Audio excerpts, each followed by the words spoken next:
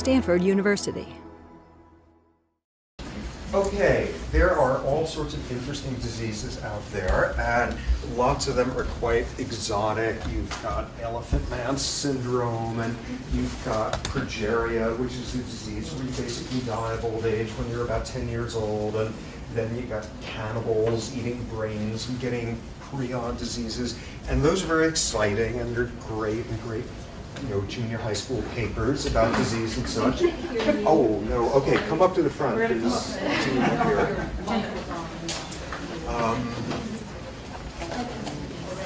So there are all sorts of these great made-for-TV movie diseases out there.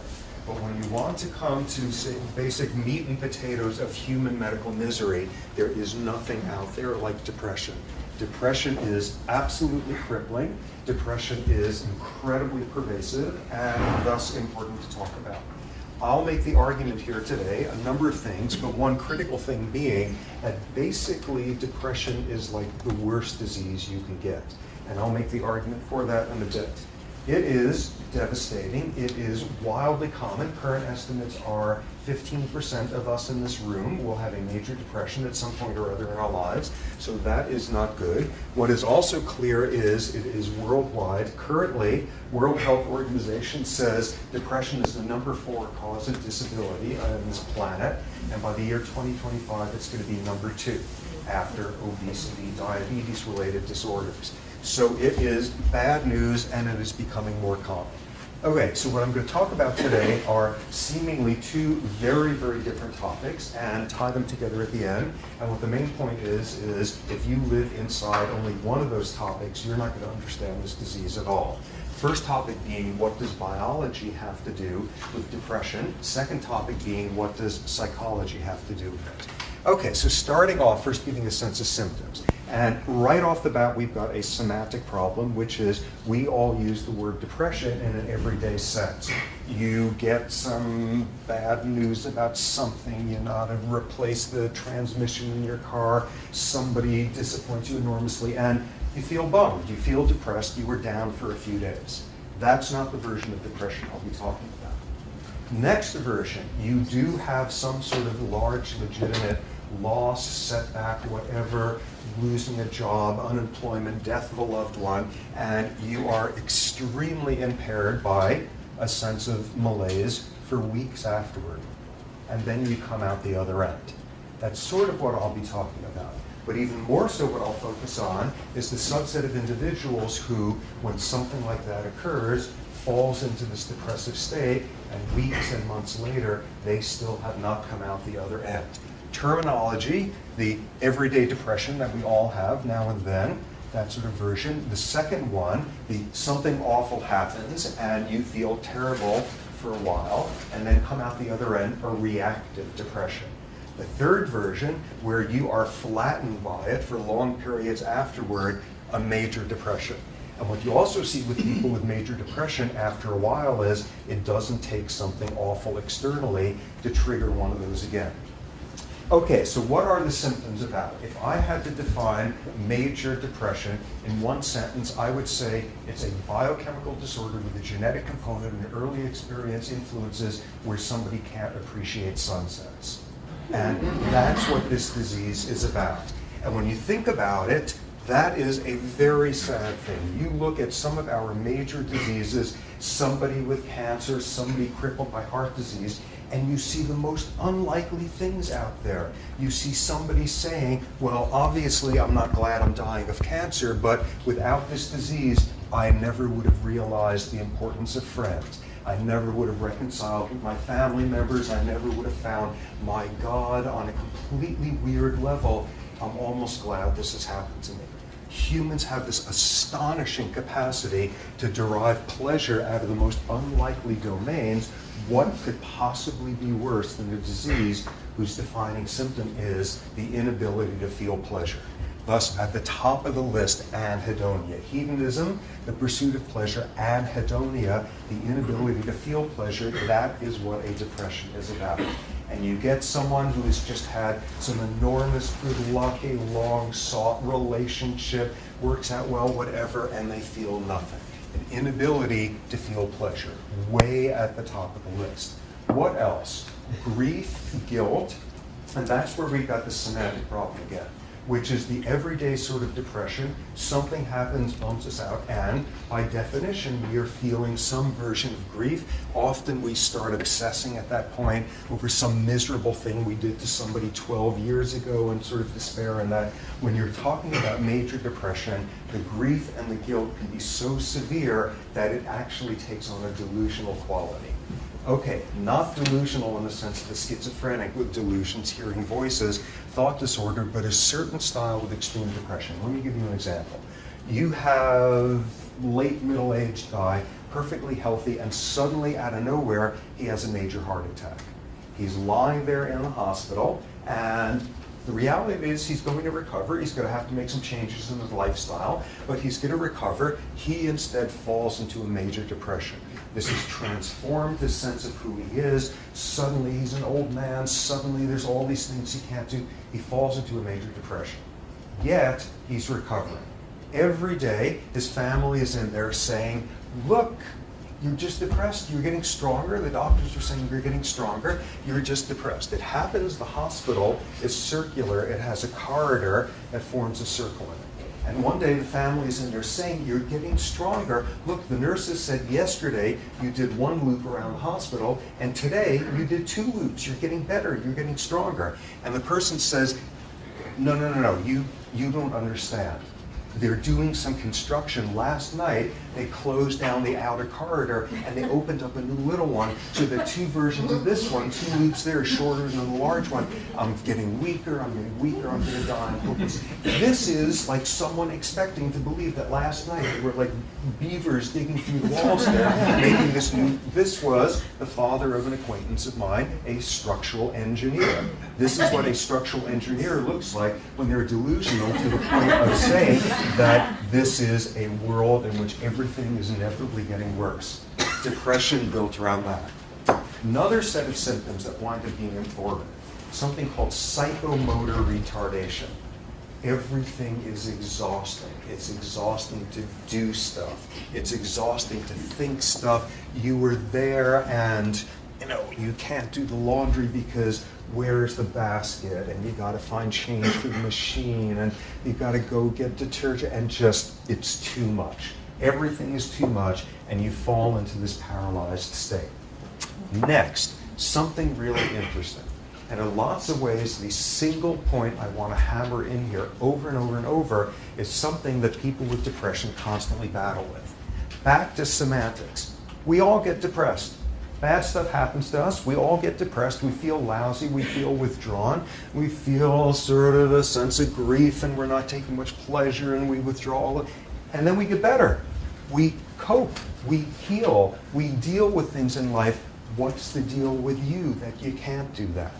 And there's this lurking sense, given that all of us have periods of being depressed and come out the other end, when you look at people who instead go down and stay down there to this crippling extent, there's always this little voice between the lines there of, come on, pull yourself together. We all deal with this sort of thing. I will make the argument throughout here that depression is as real of a biological disorder as is juvenile diabetes. And you don't sit down a diabetic and say, oh, come on, what's with this insulin stuff? Stop bathing yourself and pull it together. You will see this is just as much of a biological disorder. Another thing you see is activation of the stress response. A class of stress hormones are highly elevated in people with major depression. You also have overactivation of something that's called the sympathetic nervous system, adrenaline. Overactivity of these components of the stress response, and that's really important. Because you look at someone with a major depression who's just mired in this psychomotor retardation stuff, and there's this temptation to start thinking about them as some sort of like sea sponge, some invertebrate thing where you're just so wiped out, you can't even get out of bed. It is just debilitating in that sense. That's not what's going on during depression. What you have instead is somebody whose body is blasting through their overactivated stress response, this enormous battle, all of it going on internally. And the fact that you see changes like these tell you this is not, oh, just so wiped out you can't even activate. This is someone whose body is having a massive stress response 24/7. There's a huge battle going on, and it's all internally, increased metabolic rate, increased muscle tone, all of this again screaming biology. Sitting on top of it is a much more interesting brain region called the limbic system. Limbic system is about emotion. You don't see a big limbic system until you get to mammals. Lizards are not famous for their emotional lives. Limbic system is much more about emotive stuff, fear and lust and anger and rage and poignance and God knows what. What you've got there are all sorts of ways where the limbic system talks to this part of the brain. And what it does is, rather than you being hemorrhaged, ooh, part this brain area, body getting cold, whatever, you're some, elk, and there's some scary other elk there that's got you all upset, and you start secreting stress hormones. That's your limbic system saying, ooh, I don't like the smell of that guy talking down there. All sorts of means by which your emotional part of the brain can talk to stuff down here. Then you got the really interesting area. Up on top, the cortex. Cortex, all sorts of creatures out there have cortexes. We got more than anybody. It is this hugely expanded area. In primates, we proportionally have the biggest one out there. What does cortex do? It makes you do your taxes, and it does like processing visual information and tells you, aha, that's, punk rock, and that's not Beethoven, and all sorts of sensory stuff, associative cortex things. But then there's an interesting part of the cortex that's very relevant to all of this. Okay, suppose you finish the lecture, you go outside, unexpectedly you are gored by an elephant. What are you going to do? You are going to activate your stress response. You may feel a sense of grief at that point. You may kind of hunker down at that point with a little psychomotor retardation. Appetite, there goes the dinner arrangements, sex may not be the most appealing thing under that context. You are having a stress response in response to the sort of insult that this part of the brain is thinking about. So what's a depression? You sit there and you think about kids in refugee camps, you think about the inevitable mortality of your loved ones, you think about whatever, and suddenly your body does the exact same thing as if you were gored by an elephant. And what's going on there is you get the feelings, the abstract sort of depressive stuff there, and this part of the brain is able to make the rest of the brain go along with it as if this was an elephant goring you. On a certain totally simplistic level, what depression is about is the cortex whispering in the ear of the rest of the brain, saying this is as real as you were just physically assaulted by some sort of predator, whatever, and you turn on the exact same thing. On a very simplistic level, what a depression is the cortex having too many sad thoughts and getting the rest of the brain to go along with it. Okay, so that's how you think about depression, which is insanely simplistic. Final class of hormones that are relevant. A class of hormones released during stress. Okay, what's the most famous stress hormone on earth? Adrenaline. Adrenaline is this vastly overrated hormone that I despise because there's a much more important stress hormone out there to which I've devoted the last 30 years of my life. Class of stress hormones called glucocorticoids. They come out of your adrenal gland during stress. The human version is hydrocortisone, also known as cortisol. All sorts of other species out there, you secrete these glucocorticoids when you are stressed. You look at people with major depression, and about half of them have elevated levels of glucocorticoids through the roof. There is something out of whack with the regulation of this stress hormone during depression. What's that about? That's back to people with depression are not invertebrates sitting there in their beds. These are bodies undergoing massive stress responses. There's a huge emotional battle going on, all of it inside their heads. So elevated stress hormone levels. What's very clear is you get exposed to a lot of glucocorticoids and you're more at risk now for depression. You can see this epidemiologically. You get people, and statistically, before their first major depressive episode, something awful, stressful occurs. And that's where this happens, and this is the subset of people who stay down there far longer. Have one of those first depressive episodes due to some stressful event, you come out the other side eventually, you were no more at risk for depression than anybody else. Along comes a second major stressor, and you fall into a depression, come out the other end, no more at risk for than anyone else for depression. Somewhere around the fourth or fifth stress-induced depression, something happens and things start cycling on their own there, and you no longer need a major stressor to cause you to get depressed like that. That's when the clocks are off and running. That's the transition. Okay, so major stress can predispose you towards depression. What are glucocorticoids doing? A whole lot of them, and your brain gets depleted of dopamine. And you're right back in this domain. That's probably neurochemistry, how you get there. All you got there is modern cutting-edge biology stuff, and that's not enough. So what I'll transition to here is now talking about the psychology of depression, because you better have that piece in the story, or else you're absolutely useless. Starting off with, I make apologies here, but I actually have to say the name of Sigmund Freud here, because he winds up being very relevant to depression. Freud, back when, dealt with this puzzle of the difference between we all get depressed and come out the other end, and the subset of people who crash. The turn of the century Viennese term for people who come out the other side, mourning. You mourn something and you recover. Turn of the century Viennese term for major depression, melancholia. And Freud in this famous essay said, why is it that a subset of us fall into it and don't have, what's the difference between mourning and melancholia? And he came up with a really interesting model. Okay, according to Freud, you have mixed feelings and ambivalencies about everybody you love out there. You love them and you hate them and you resent them and you yearn for them and you reject them and all that Freudian stuff. So in this Freudian view, you have lost a loved one. That can also be a loved concept, a loved goal, a loved thing. You have lost a loved one.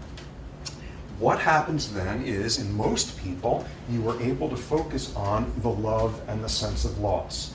You mourn, and you come out the other end. In Freud's view, what melancholia is about is the subset of people who can't put the negative feelings in the background, and instead you are awash in the love and the hate and the regret and the pain and the delight and all of that. And what a depression is this wallowing, this melancholic loss in the ambivalencies you have about the lost loved one. It explains tons. No wonder you have the grief. Lose somebody and go through the mourning business and only one thing is wrong, you've lost this loved one. Lose somebody with melancholia and two things have happened. You've lost the loved one and you have now lost the opportunity to ever make things better with them. No wonder you have the guilt. You're sitting there saying, thank God, I'm finally done with this person. They are never going to control my life. How can I think such a thing like that? Sudden crippling guilt, all sorts of other symptoms. And out of this came this wonderful soundbite. Depression is aggression turned inward, because you've got nobody else out there to have these arguments with. This is the person who you have most loved but most hated, and you've never said the things you needed to hear, and pounding at the door to get them to finally be able to tell them it, and now you've lost that opportunity forever, and all you can do is internalize all of that aggression turned inward. No wonder you're not feeling a whole lot of pleasure. No wonder you're secreting stress hormones. No wonder you're not getting out of bed all that readily with the psychomotor retardation stuff. This really powerful soundbite of aggression turned inward. That's great. What isn't great is how in hell do you turn like Freudian ambivalent feelings into something about neurochemistry, or like what do estrogen progesterone ratios have to do with like love-hate ratios? It's great, it feels very intuitive, you can't do modern science on it, which is the problem with the best parts of Freud. Okay, so instead you need to shift over to looking at experimental psychology and understanding what is the psychology of stress. What is it that makes psychological stressors stressful? And an enormous literature now shows that for the same external misery, you feel more stressed, You turn on a stress response, you're more at risk for stress-related disease if you don't have outlets for the frustration caused by the stressor, if you feel like you have no control over what's happening, you have no predictability as to when it's occurring, and you don't have anybody's shoulder to cry on. This is what psychological stress is about. And what a depression is pathological extremes of this. You fall into the cognitive psychology soundbite of what a depression is. It's learned helplessness. It is learning to be helpless. Something bad happens to you, a rat, getting some shocks now and then, you, a human experiencing some loss, and the logical thing you should do is learn, this is awful. When I'm in this situation, there's not a damn thing I can do about it. It's awful, I feel terrible, but this is not the whole world. And what a major depression is about is you sit there and you're that rat, and in this setting, you get uncontrollable shocks, but put you in another setting, and just by hitting a lever a couple of times you avoid the shocks, you don't bother doing it because you've learned to be helpless. Just like a human depression. What learned helplessness is taking a circumstance where by any logic, again, you should be saying, this is awful, but it is not the whole world, and do this cognitive distortion and decide this is indeed the entire world. And I have no control, I am always helpless, I am always hopeless. This is the psychology of what a depression is about. At that point, you don't have a whole lot of trouble seeing how you wind up in here, stress, effects on some of dopamine, all that sort of stuff. Okay, so we've got two extremely different viewpoints here as to what depression is about. Modern biological stuff, and this totally different world of psychology, loss, lack of control. One version of it, one of the most reliable findings in the whole epidemiology of depression is lose a parent to death when you were under 10 years of age, and for the rest of your life you were more at risk for a major depression. This makes perfect sense. What is a lot of what's going on during your first 10 years of life? You were learning about cause and effect. You were learning about, you're learning, is this a world out there where I have any sort of efficacy, where I have any sort of control? And you have just learned in the most big time awful way, there are things you can't control and sometimes they are awful. And what have you just learned? There's all sorts of reasons where one can be helpless. And you're that much closer to this edge of this learned helplessness cliff for the rest of your life. Extremely powerful model here of that. So you got all the biology stuff. You've got this weird Freudian aggression turned inward, which just feels right, but you can't do modern science on it. You got this whole world. How do you begin to put this world and that world together? And the critical link turns out to be stress.